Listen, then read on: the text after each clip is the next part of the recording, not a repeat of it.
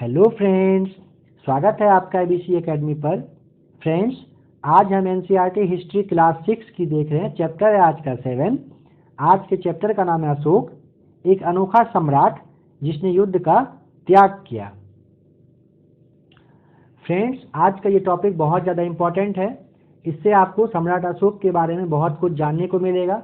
उनका क्या सोच था, वो किस तरीके से लड़ाई किए, क्यों उन्होंने युद्ध को छोड़ दिया, युद्ध का त्याग किया, उन्होंने क्या क्या अपने जीवन में किया, उसके बारे में आपको एक संक्षिप्त जानकारी मिलेगी। आपके हर तरह के एग्जाम में सम्राट अशोक से सवाल आता ही आता है। आज का इस वीडियो को देखने के बाद आपको काफ़ी कुछ उनके बारे में नॉलेज मिलेगा। तो फ्रेंड्स, आइए स्टार्ट करते हैं आज का क्लास। अशोक जिस साम्राज्य पर शासन करते थे उसकी स्थापना उनके दादा चंद्रगुप्त मौर्य ने लगभग 2300 साल पहले की थी। अशोक के दादा कौन थे फ्रेंड्स? चंद्रगुप्त मौर्य थे। 2300 साल पहले उन्होंने क्या किया? जिस राज्य पर अशोक शासन करते थे चंद्रगुप्त मौर्य ने उनका स्थापना किया था। मैं आपको बताऊं अशोक के पिता के बारे में, वो थे बिंदुसार। देखिए फ्रेंड्स, ए के पिता बी यानी अशोक के पिता बिंदुसार और बिंदुसार के पिता थे चंद्रगुप्त। ए के पिता बी के पिता सी। इस तरह से आप ध्यान रख सकते हैं उनके बारे में, क्योंकि ये भी एग्जाम में आता है कि इनके बेटा कौन थे, किनके पिता कौन थे, दादा कौन थे। उस वक्त कंफ्यूज ना करें, इसीलिए मैंने आपको बताया। आइए आगे देखते हैं। चाणक्य या कौटिल्य नाम के एक बुद्धिमान व्यक्ति ने चंद्रगुप्त की सहायता की थी। किन्होंने किया था? चाणक्य। उनका दूसरा नाम कौटिल्य था। वो काफी ज्यादा बुद्धिमान चतुर थे, उन्होंने चंद्रगुप्त की सहायता की थी। ठीक है फ्रेंड्स, चाणक्य के कई विचार हमें अर्थशास्त्र नाम की किताब में मिलते हैं। किस किताब में? अर्थशास्त्र नाम का किताब। कौन लिखा था? चंद्रगुप्त ने। ये बहुत बार एग्जाम में आ चुका है और एग्जाम में आता है और आएगा भी। ध्यान रखना है आपको इस पॉइंट को। फ्रेंड्स, अगर मैं उनके बारे में कुछ बताऊं, 2300 साल पहले स्थापना हुआ था उनके साम्राज्य का। उनके पिता कौन थे? अशोक के पिता बिंदुसार और बिंदुसार के पिता चंद्रगुप्त। चाणक्य जो थे या कौटिल्य कहिए, उन्होंने मदद किया था चंद्रगुप्त को। उन्होंने एक किताब लिखा जिसका नाम क्या था? अर्थशास्त्र। और अशोक के बारे में बताऊं, जब वे राजगद्दी पर बैठे थे उससे पहले वे अवंती के राज्यपाल थे। ठीक है फ्रेंड्स, राजदूत जैसे कहते हैं, राज्यपाल कहिए, वहां का देख रेख करना उनके अंदर आता था। अभी हम लोग आगे देखने वाले हैं। आइए स्टार्ट करते हैं। साम्राज्य में बहुत से नगर थे। नगर के बारे में कहा जा रहा है, मानचित्र में उन्हें काले बिंदुओं से दिखाया गया है। देखिए, जैसे यहाँ पे है उज्जैन, तक्षशिला, पाटलिपुत्र। इनके बारे में बात किया जा रहा है। देखिए, इनमें साम्राज्य की राजधानी पाटलिपुत्र, उज्जैन और तक्षशिला जैसे नगर प्रमुख थे। वो काफी फेमस नगर थे।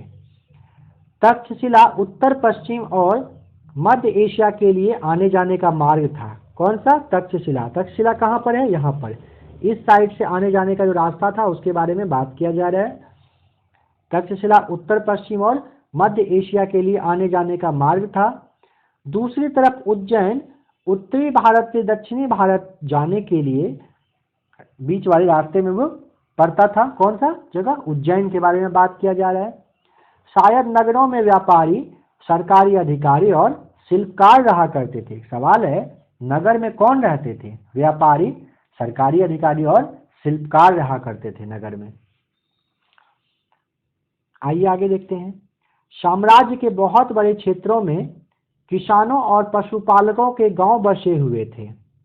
साम्राज्य जो था वहां पर, उनका जो बहुत बड़ा एरिया था, वहां पर किसान और पशुपालक के गांव बसा हुआ था वहां पर। मध्य भारत जैसे इलाकों में ज्यादातर हिस्सा जंगलों से भरा हुआ था। मध्य भारत में इस जगह के आसपास का बात हो रहा है, काफी जो जगह था, एरिया था, वो जंगल से भरा हुआ था। वहां पर लोग फल फूल का संग्रहण और जानवरों का शिकार करके जीविका चलाते थे। क्या करते थे? फल फूल इकट्ठा करते थे और जानवरों का शिकार करके अपना जीवन यापन वे लोग करते थे। साम्राज्य के अलग अलग इलाकों में लोग भिन्न भिन्न भाषाएं बोलते थे। फ्रेंड्स, वो तो अभी भी होता है, साम्राज्य कहिए, भारत कहिए, पूरा वर्ल्ड में कहिए, अलग अलग जगह अलग अलग भाषाएं बोली जाती है। वे लोग शायद अलग अलग प्रकार का भोजन करते थे और यहाँ तक कि अलग अलग किस्म की पोशाक भी पहनते थे। फ्रेंड्स, वो तो अभी भी होता है, अलग अलग प्रकार का भोजन और अलग अलग तरह की कपड़ा पहनना, ये तो आम बात है। आइए देखते हैं साम्राज्य का प्रशासन किस तरीके का था। यहाँ पे फ्रेंड्स आपको थोड़ा ध्यान से समझना पड़ेगा, डीपली थोड़ा आप सोचने की कोशिश करिएगा। मैं आपको समझाते चलूंगा लेकिन आपको भी सोचना है। क्योंकि मौर्य साम्राज्य बहुत बड़ा था, इसीलिए अलग अलग हिस्सों पर अलग अलग ढंग से शासन किया जाता था। पाटलिपुत्र और उसके आसपास के इलाकों पर सम्राट का सीधा नियंत्रण था। क्यों? क्योंकि वो पाटलिपुत्र में रहते थे, वो अपना नियंत्रण वहां पर रखे थे। इसका मतलब यह हुआ कि इस इलाके के गांवों और शहरों के किसानों, पशुपालकों, शिल्पकारों और व्यापारियों से कर इकट्ठा करने के लिए राजा अधिकारियों की नियुक्ति करता था। राजा खुद से नियुक्ति करते थे किसान, पशुपालक, शिल्पकार और व्यापारी से कर जो लिया जाता था, टैक्स, उनको इकट्ठा करने के लिए। फ्रेंड्स, पिछले क्लास में हम लोग देख चुके हैं, पहले ये सारे लोग नजराना के रूप में मतलब खुश होकर राजा को दिया करते थे, मगर धीरे धीरे जब राजा को अपने एरिया को डेवलप करना पड़ा, अपने एरिया को घेरना पड़ा, सुरक्षित करना पड़ा, तो उन्होंने बहुत सारा नियम बनाया था। फसल का कितना भाग दिया जाए, 1/6 भाग दिया जाता था, यानी 6 पार्ट में बांटा जाता था फसल को, और एक हिस्सा राजा के लिए। जो काम करने वाले मजदूर रहते थे, लोहार सुनार रहते थे, महीने में एक दिन के लिए उनको राजा के यहाँ जाकर काम करना होता था। इस तरीके का कंडीशन वहां पे रखा गया था। उस तरीके से कर के रूप में उन्हें काम करना पड़ता था, टैक्स के रूप में। बाद में इन सारे चीजों को वसूलने के लिए पैसा, गेहूं, जो भी नजराना वगैरह पहले लिया जाता था, उसके बदले जो भी शिल्पकार से, व्यापारी से जो उनका सामान लिया जाता था, उसके बदले उन्होंने फिर क्या किया, अधिकारियों की नियुक्ति करते गए हुए, जो राजा के आदेशों का उल्लंघन करते थे। अधिकारी उनको सजा भी देते थे। इनमें से कई अधिकारियों को वेतन भी दिया जाता था। संदेशवाहक एक जगह से दूसरी जगह घूमते रहते थे और राजा के जासूस अधिकारियों के कार्यकलाप पर नजर रखते थे। इन सब के ऊपर सम्राट था, जो राज परिवार एवं वरिष्ठ मंत्रियों की सहायता से सब पर नियंत्रण रखता था। मौर्य साम्राज्य के भीतर कई छोटे क्षेत्र कहिए या प्रांत कहिए, वे था, वहां पर क्षेत्र और प्रांत था। इन पर तक्षशिला या उज्जैन जैसी प्रांतीय राजधानियों से शासन किया जाता था। कुछ हद तक पाटलिपुत्र से इन क्षेत्रों पर नियंत्रण रखा जाता था और अक्सर राजकुमारों को वहां का राज्यपाल यानी गवर्नर बनाकर भेजा जाता था। उसके पहले अभी मैंने आपको बताया था, अशोक जो थे वो खुद भी क्या थे, अवंती का राज्यपाल थे। कब? गद्दी पर बैठने से पहले। लेकिन ऐसा लगता है कि इन जगहों पर स्थानीय परंपराओं और नियमों को ही माना जाता था। ऐसा नहीं है कि वहां पर आप कुछ नियम कानून बना दिए, ऐसा नहीं, ऐसा करना पड़ेगा, ये करना पड़ेगा, ऐसा कुछ भी नहीं था। वहां का जो स्थानीय, वहां का जो लोकल वहां का जो नियम और परंपरा था, उसी को बस बढ़ाते रह रहे थे। प्रादेशिक केंद्रों के बीच विस्तृत क्षेत्र थे। इनके इलाकों में मौर्य साम्राज्य सिर्फ मार्गों और नदियों पर ही नियंत्रण रखने की कोशिश करते थे। क्यों? आइए देखते हैं। क्योंकि वे आवागमन के लिए महत्वपूर्ण थे। यहाँ से उन्हें जो भी संसाधन कर और भेंट के रूप में मिलते थे, उसे इकट्ठा किया जाता था। उदाहरण के लिए अर्थशास्त्र में यह लिखा है कि, फ्रेंड्स, अर्थशास्त्र किसने लिखा? अभी मैंने आपको बताया था, चाणक्य या कौटिल्य नाम के एक व्यक्ति ने लिखा था। अर्थशास्त्र में यह लिखा है कि उत्तर पश्चिम कंबल के लिए और दक्षिण भारत सोने और कीमती पत्थरों के लिए प्रसिद्ध था। संभव है कि संसाधन नजराने के रूप में इकट्ठे किए जाते थे। नजराना मतलब खुशी से जो देना होता है, उसी के बारे में नजराना उसे कहा जाता है। और अंत में जंगल वाले इलाके आते थे। वहां रहने वाले लोग काफी हद तक क्या थे? स्वतंत्र थे। जो जंगल में रहते थे, भारत के मध्य में जो जंगल था उसके बारे में बात किया जा रहा है, वहाँ रहने वाले लोग काफ़ी हद तक स्वतंत्र थे।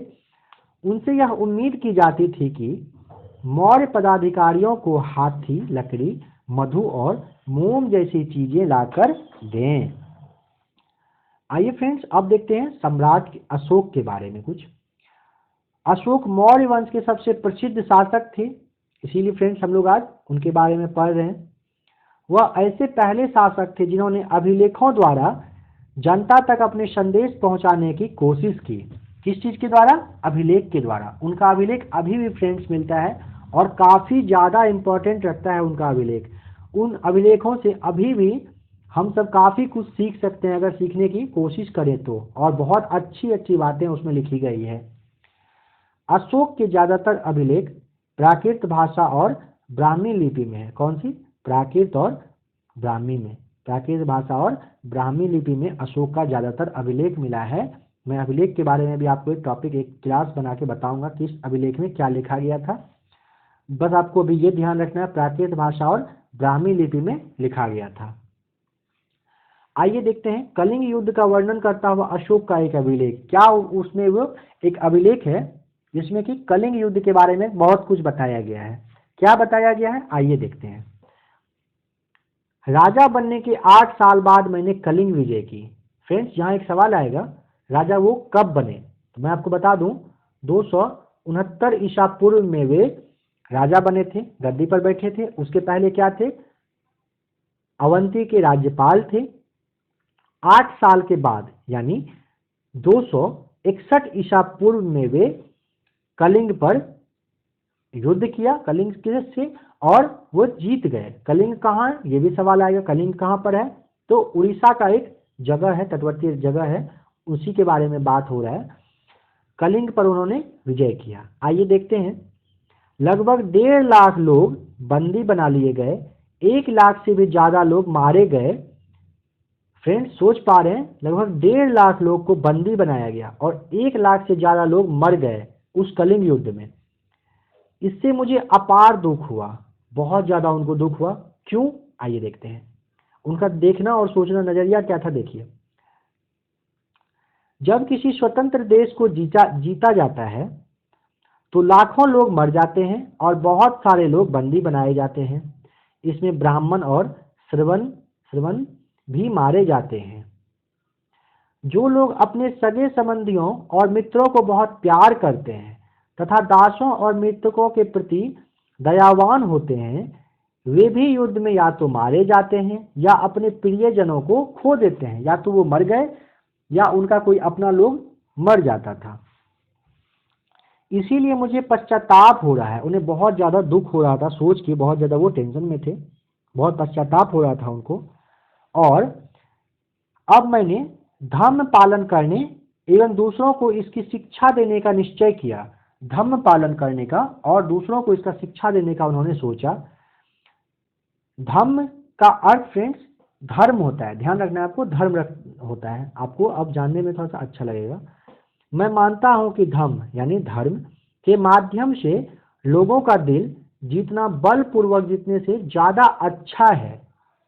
मैं यह अभिलेख भविष्य के लिए एक संदेश के रूप में इसलिए उत्तीर्ण कर रहा हूं, मतलब लिखवा रहा हूं, कि मेरे बाद मेरे बेटे और पोते भी युद्ध ना करें, वो युद्ध करने का ना सोचें। इसलिए उन्होंने एक अभिलेख को लिखवाया। इसके बदले उन्हें यह सोचना चाहिए कि धर्म को कैसे बढ़ाया जाए, धर्म को कैसे बढ़ाया जाए। आइए देखते हैं अशोक का कलिंग युद्ध। कलिंग तटवर्तीय उड़ीसा का प्राचीन नाम है। ठीक है फ्रेंड्स, तटवर्तीय उड़ीसा का प्राचीन नाम है। अशोक ने कलिंग जीतने के लिए एक युद्ध लड़ा, लेकिन युद्ध जनित हिंसा और खून खराबा को देखकर उन्हें युद्ध से घृणा हो गई। ठीक है फ्रेंड्स, उन्होंने निर्णय लिया कि अब मैं भविष्य में कभी युद्ध नहीं करूंगा। ठीक है, अब उन्होंने क्या किया था? धर्म का उन्होंने प्रचार प्रसार करना चाहा। अब सवाल है कि अशोक का धर्म क्या था?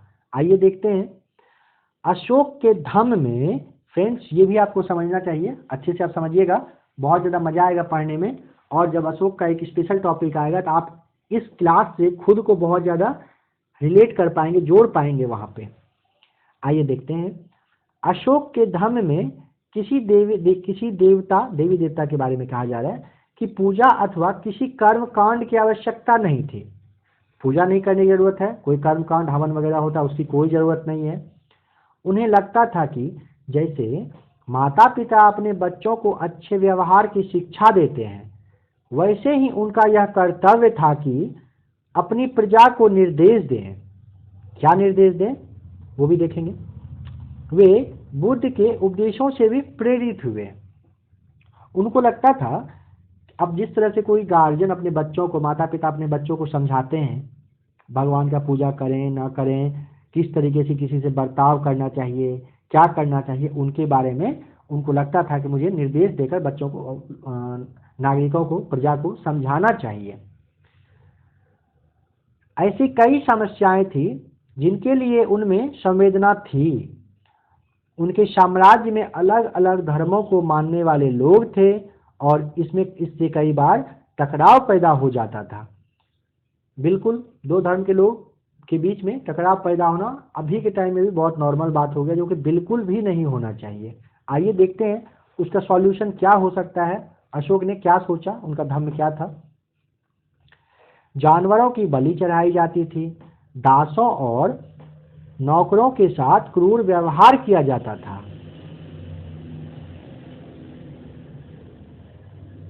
ठीक है फ्रेंड्स, इसके अलावा परिवार में व पड़ोसियों के बीच भी झगड़े होते थे। अशोक ने यह महसूस किया कि इन समस्याओं का निदान करना उनका कर्तव्य है। बिल्कुल कर्तव्य होना ही चाहिए। राजा या जिसे आप चुनते हैं, जो सरकार कह सकते हैं, उनका ये सॉल्यूशन करने का बिल्कुल उन्हीं का हक है, उनको आना ही चाहिए आगे, उसी के बारे में कह रहा है। इसीलिए उन्होंने धम्म महामात्र नाम के अधिकारियों की नियुक्ति की। ठीक है फ्रेंड्स, जो जगह जगह जाकर धम्म की शिक्षा देते थे। इसके अतिरिक्त अशोक ने अपने संदेश कई स्थानों पर शिलाओं और स्तंभों पर खुदवा दिए। अधिकारियों को यह निर्देश दिया गया कि वे राजा के संदेश को उन लोगों को पढ़कर सुनाएं जो खुद नहीं पढ़ सकते हैं। जिनको पढ़ना लिखना नहीं आता था उनको सुनना है। क्या तरीका है? इसके लिए उन्होंने कुछ लोगों को नियुक्त किया और उन्हें कहा कि जाकर आप पढ़कर सुनाइए। अशोक ने धम्म के विचार को प्रसारित करने के लिए सीरिया, मिस्र, ग्रीस तथा श्रीलंका में भी दूत भेजे। और उन्होंने क्या किया? उन्होंने सड़कें बनवाई, कुएं खुदवाए और विश्राम गृह बनवाए। इसके अतिरिक्त उन्होंने मनुष्यों व जानवरों की चिकित्सा का भी व्यवस्था किया। अपनी प्रजा के लिए अशोक का संदेश, आइए देखते हैं उनका क्या संदेश है। लोग विभिन्न अवसरों पर अनुष्ठान करते हैं। उदाहरण के लिए जब वे बीमार होते हैं, जब उनके बच्चों का विवाह होता है, बच्चों के जन्म पर, और जब यात्रा शुरू करते हैं, तब वे तरह तरह के अनुष्ठान करते हैं। बिल्कुल करते हैं। ये कर्मकांड किसी काम के नहीं है। अशोक का मानना था ये कर्मकांड किसी काम का नहीं है। तो भाई फिर क्या होना चाहिए, क्या करना चाहिए, आइए देखते हैं। इसके बदले यदि लोग दूसरी रीतियों को माने तो वह ज्यादा फलदायी होंगी। ये अन्य प्रकार की रीतियां क्या है, आइए देखते हैं। अपने दासों और नौकरों के साथ अच्छा व्यवहार करना, बड़ों का आदर करना, सभी जीवों पर दया करना और ब्राह्मणों तथा श्रमणों को दान देना। अपने धर्म की प्रशंसा, जी हाँ बिल्कुल, धर्म यानी कि धर्म की प्रशंसा या दूसरों के धर्म या धर्म की निंदा करना, दोनों ही बातें गलत है। बिल्कुल फ्रेंड्स, ये बहुत ज़्यादा गलत है। दूसरों की निंदा बिल्कुल भी नहीं होनी चाहिए। दूसरे धर्म की, सभी धर्म का तारीफ होना चाहिए। आप दूसरे धर्म का करिए, दूसरे धर्म वाले अगर आपका करेंगे, कभी भी किसी तरह का प्रॉब्लम आएगा ही नहीं। मगर शायद ये सब बातें अब लिखने और पढ़ने में भी सही लगता है, प्रैक्टिकल तो कोई करना नहीं चाहता है। आइए देखते हैं आगे। हर किसी को दूसरे धर्म का आदर करना चाहिए। यदि कोई अपने धर्म की बड़ाई और दूसरों के धर्म की बुराई करता है तो वह वास्तव में अपने धर्म को ज़्यादा नुकसान पहुंचा रहा है, बिल्कुल बिल्कुल ज़्यादा नुकसान पहुंचा रहा है, ये सबको सोचना चाहिए। इसीलिए हर किसी को दूसरे के धर्म के प्रमुख विश्वासों को समझने की कोशिश करते हुए उसका आदर करना चाहिए। बिल्कुल फ्रेंड्स, आदर करना चाहिए। अगर आपसे पॉसिबल हो बिल्कुल कोशिश करिएगा दूसरे के धर्म का बुराई फेसबुक, व्हाट्सएप या किसी भी सोशल मीडिया के थ्रू नहीं करने का। पॉसिबल हो दूसरे के धर्म का आप एक बार रिस्पेक्ट करिए, चाहे आप किसी भी धर्म से रखते हो, किसी एक धर्म के लिए नहीं है, तो शायद बहुत सारे प्रॉब्लम का सॉल्यूशन खुद से निकल के आएगा। भारत के प्रथम प्रधानमंत्री पंडित जवाहरलाल नेहरू ने लिखा है, उनके यानी कि इनके अशोक के बारे में बात हो रहा है, सम्राट अशोक के बारे में। उनके धर्मादेश आज भी हमसे एक ऐसी भाषा में बात करते हैं जिन्हें हम समझ सकते हैं, बिल्कुल समझ सकते हैं, और जिनसे हम बहुत कुछ सीख भी सकते हैं। बिल्कुल फ्रेंड्स, सीखना ही चाहिए। फ्रेंड्स, इस टॉपिक में शिलालेख के बारे में ज़्यादा बात नहीं हुआ, क्या कहाँ कहाँ पे शिलालेख मिला, उसमें क्या लिखा गया था, बहुत कुछ ऐसा है जो आपको जानना है और जानना ही पड़ेगा, क्योंकि एग्जाम में आता है। 6 क्लास का एनसीईआरटी को आप बिल्कुल 6 क्लास के ही एनसीईआरटी के अकॉर्डिंग देखें, इसमें मैंने ज़्यादा कुछ इंक्लूड नहीं किया है। सम्राट अशोक के बारे में एक स्पेशल टॉपिक आएगा जो काफ़ी ज़्यादा वीवीआई होगा, और उसमें मैक्सिमम से मैक्सिमम पॉइंट क्वेश्चन आंसर्स ही रहेंगे जो आपके एग्जाम में आते हैं या आ चुके हैं, वो आपको देखने को मिलेगा। अभी आपको एक नॉलेज मिला 6 क्लास के हिस्ट्री से सम्राट अशोक के बारे में। इस वीडियो को 1 या 2 बार आप देखिएगा, बहुत कुछ इससे ऐसा रिलेटेड नेक्स्ट टॉपिक में भी आएगा, अगले क्लास में भी आएगा, और जब आपको एक स्पेशल वीडियो मिलेगा तो उसमें आपको बहुत मज़ा आएगा और पढ़ने में। अगर आपको इस वीडियो में कुछ सजेशन देना हो, कुछ बताना हो, लगभग ये 18 से 20 मिनट के आसपास का वीडियो होगा, अगर आपको इसमें कुछ सजेशन देना हो प्लीज़ आप कमेंट करिएगा। अगर वीडियो अच्छा लगे लाइक ज़रूर करिएगा, और अगर आपको और वीडियो चाहिए और आप मेरा वीडियो देखना चाहते हैं, एबीसी एकेडमी का वीडियो देखना चाहते हैं, तो आप सब्सक्राइब करके बेल आइकन को प्रेस कर लीजिएगा। वीडियो देखने के लिए आपका बहुत बहुत थैंक्स। मिलते हैं बहुत जल्द एक नए वीडियो के साथ। Thank you.